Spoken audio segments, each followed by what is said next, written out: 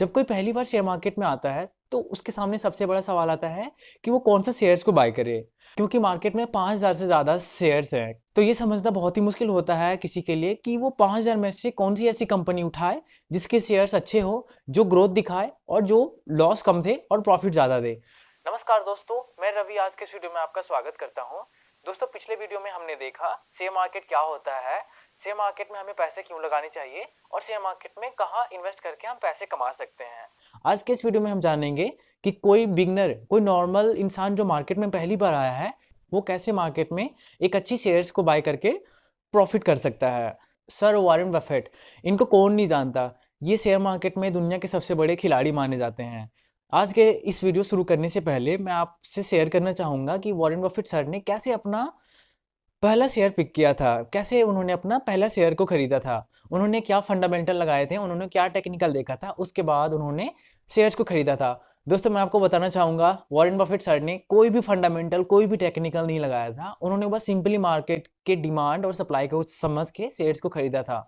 जब उन्होंने share market की जर्नी स्टार्ट की थी वो सिर्फ और सिर्फ 13 साल की उम्र के थे। बट वॉरेन बफेट सर कहते हैं कि मुझे लगता है कि मैंने अपनी शेयर मार्केट की या इन्वेस्टिंग की जर्नी काफ़ी लेट स्टार्ट किया है। दोस्तों, वो सिर्फ और सिर्फ 13 साल के थे और उन्हें लगता है कि उन्होंने लेट स्टार्ट किया है। आप सोच सकते हो कि वॉरेन बफेट सर का क्या माइंडसेट होगा उस टाइम पे कि आज वो इतने बड़े खिलाड़ी बन के उभरे हैं। चलिए देखते हैं वॉरेन बफेट सर ने कैसे अपना पहला शेयर को पिक किया था। दोस्तों, महज वो 13 साल के उम्र के थे। उन्हें तो इतना समझ में आ गया था कि उन्हें इन्वेस्टिंग स्टार्ट करनी है, बट उन्हें समझ में नहीं आ रहा था कि कौन से शेयर को खरीदना चाहिए। उन्होंने क्या किया, उनके आसपास जितने भी लोकल दुकान थे उनके पास गए। दोस्तों, उन्होंने दुकान वाले से बोला, भैया आप दिन भर में जितने भी कोल्ड ड्रिंक्स बेचोगे उनके ढक्कन मत फेंकना, मैं शाम को उन्हें ले जाऊंगा। अब आप बोलोगे कि वॉरेन बफेट सर इन्वेस्ट करना चाहते हैं और वो ढक्कन इकट्ठा कर रहे हैं, इसके बीच क्या साइंस है। दोस्तों, यहीं से मेन जर्नी स्टार्ट होती है।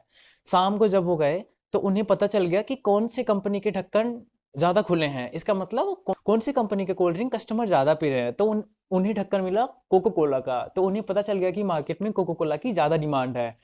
दोस्तों, उन्होंने सिंपली देखा कि कोको कोला ज़्यादा बिक रहे हैं, लोग उन्हें ज़्यादा पी रहे हैं, तो कंपनी में ज़्यादा अपॉर्चुनिटी होगी। जब मार्केट में ज़्यादा प्रोडक्ट बिकेंगे तो कंपनी को प्रॉफिट भी ज़्यादा होगा। जब प्रॉफिट ज़्यादा होगा तो कंपनी के शेयर्स बढ़ेंगे, और जब कंपनी के शेयर्स बढ़ेंगे तो एज अ इन्वेस्टर हमें फ़ायदा होगा। उन्होंने सिंपली कोको कोला का शेयर्स खरीदा। क्या बात है सर, क्या बात है सर, क्या बात, ये बात है।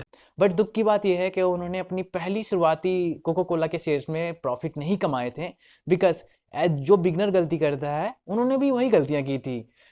उन्होंने जैसे शेयर्स खरीदा, शेयर्स गिरना स्टार्ट हो गए। उन्हें भी डर लगने लगा कि मैंने क्या कर दिया, मेरे पैसे लॉस हो गए। बाद में जब शेयर्स प्राइस नॉर्मल रेंज में आया तो उन्होंने बेच दिया और वहाँ से चले गए। बट वही कुछ समय के बाद कंपनी के शेयर्स काफ़ी आगे चले गए। बाद में उन्हें समझ में आया कि मैंने गलती की कि मुझे पहले नहीं बेचना चाहिए था।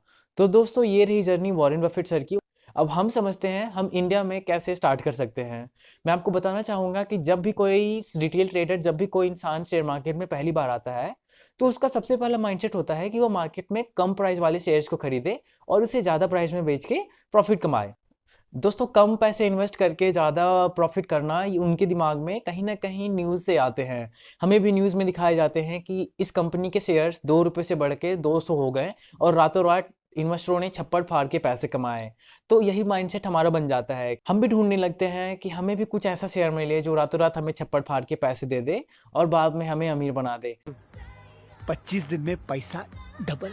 बट रियलिटी ये है कि 98% जितने भी शेयर्स होते हैं उनमें ना ही ऐसा कभी दिन आता है जिनमें वो रातों रात छप्पड़ फाड़ के पैसे दे दे। एट द एंड क्या होता है, आप ऐसी कंपनी में अपने पैसे लगा रहे हो जहाँ पे उस कंपनी का सीईओ तक का नाम नहीं है, जहाँ पे आपको ये नहीं पता कि कंपनी के शेयर्स होल्डिंग क्या है, जहाँ पे आपको ये नहीं पता कि कंपनी क्या बेचती है। आप उस कंपनी के शेयर खरीद रहे हो क्योंकि उसका प्राइस 2 रुपये है, क्योंकि उसका प्राइस 4 रुपये है, क्योंकि वो पेनी स्टॉक में आता है। दोस्तों, पेनी स्टॉक कहने का मतलब जिनकी प्राइस काफ़ी कम होती है। और आप भी सोचते हो कि कभी तो ऐसा दिन आएगा, कभी तो आपको ऐसा शेयर हाथ लगेंगे जिस शेयर्स में आप इन्वेस्ट करके आप काफ़ी पैसे कमा सकते हो। बट रियलिटी ये है, ऐसा नहीं होता है। और कहीं ना कहीं हर एक इन्वेस्टर वही गलती करता है अपने शुरुआती दिनों में। इवन मैंने भी वही गलती की थी। बट धीरे धीरे जब मैंने सीखा थोड़ी बहुत चीज़ों को, जब समझा, तो मुझे पता चला कि मेरे से क्या गलती हुई है। और मैं भ्रम में जी रहा था कि मेरे पास भी छप्पड़ फाड़ के पैसे आ सकते हैं। ₹2 वाला शेयर 400 में बढ़ सकते हैं, या फिर ₹10 वाला शेयर मेरे को 150 दे सकता है। तो मैंने तुरंत ही उन शेयर्स को बेचना स्टार्ट किया और धीरे धीरे करके पहले तो सीखा समझा, उसके बाद ही मैंने कुछ कंपनियों में इन्वेस्ट किए थे। चलिए दोस्तों, मैं आपको कुछ एग्जांपल से समझाता हूँ कि आप कौन सी कंपनी में इन्वेस्ट कर सकते हैं।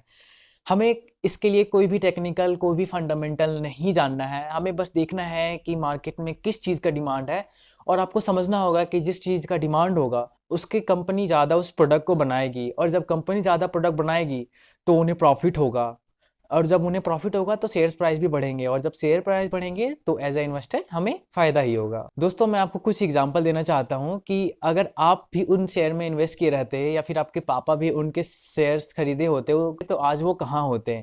मैं आपको कुछ एग्जांपल से समझाना चाहता हूँ। चलिए हमारे आसपास ही कुछ चीज़ों को देखते हैं। भारत का बच्चा बच्चा जानता है कि भारत में अगर किसी की शादी होती है तो सबसे पहली डिमांड होती है बाइक की, और बाइक में कौन सी बाइक मांगी जाती है? मैं पहले की बात कर रहा हूँ, स्प्लेंडर, पैशन प्रो, ग्लैमर। तो आप समझिए ये कौन सी कंपनी बनाती हैं? Splendor, passion pro, glamour, hero. तो सोचिए, जब मार्केट में डिमांड इतना ज़्यादा है, जब भारत के गांव-गांव से लेके मेट्रो सिटी तक इन बाइकों को चलाया जा रहा है, तो कंपनी के शेयर प्राइस क्या होंगे? मैं आपको बताना चाहूँगा कि 2010 में हीरो के शेयर प्राइस ₹1625 था, बट अभी इसी का शेयर प्राइस ₹2765 है। अब मैं आपको दूसरा एग्जांपल देना चाहूँगा। अगर इंडिया में किसी की शादी होती है तो उन्हें गाड़ी बुक करके बारात ले जाना होता है या फिर फंक्शन में जाना होता है, तो सबसे पहला डिमांड आती है कौन सी गाड़ी बुक किया जाए। दोस्तों, सबसे पहला नाम आता है बोलेरो, स्कॉर्पियो।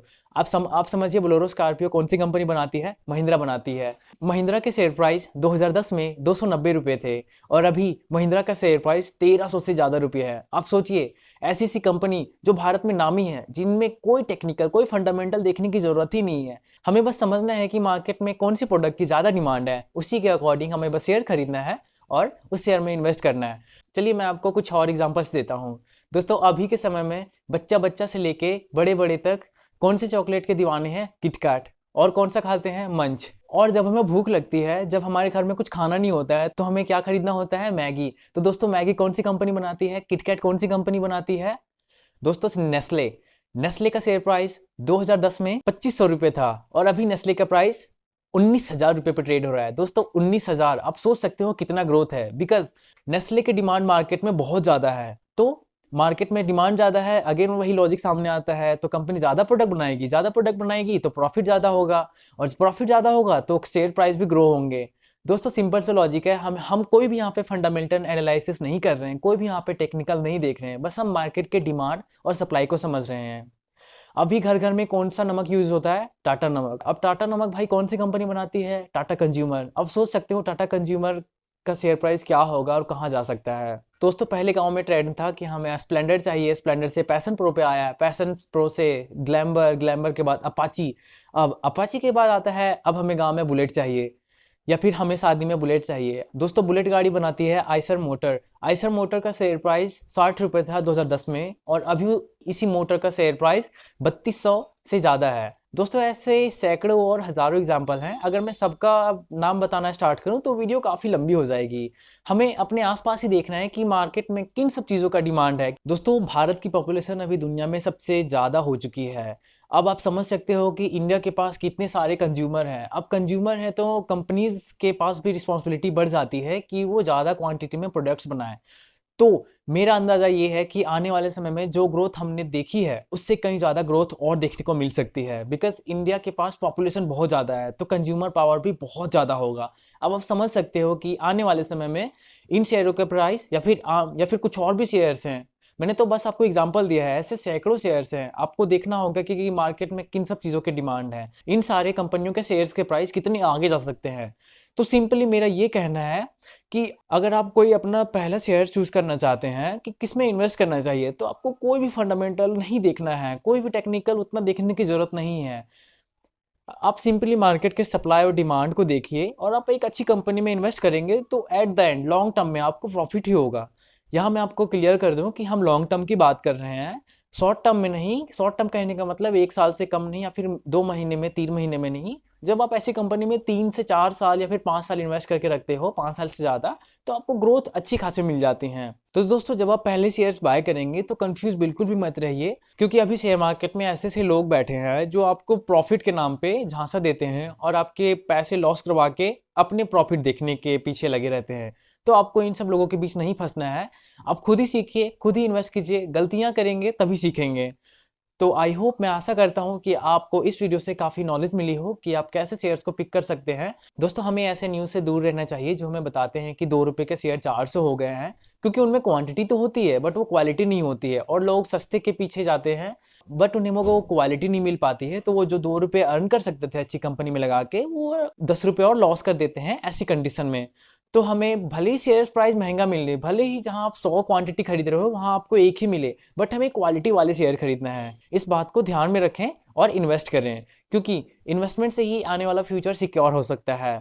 आई होप आपको इस वीडियो से नॉलेज मिली हो। अगर आप भी ऐसे इन्फॉर्मेटिव वीडियो फ्यूचर में चाहते हैं तो हमें सपोर्ट करें। Thank you so much for watching. Ravi Kumar signing of.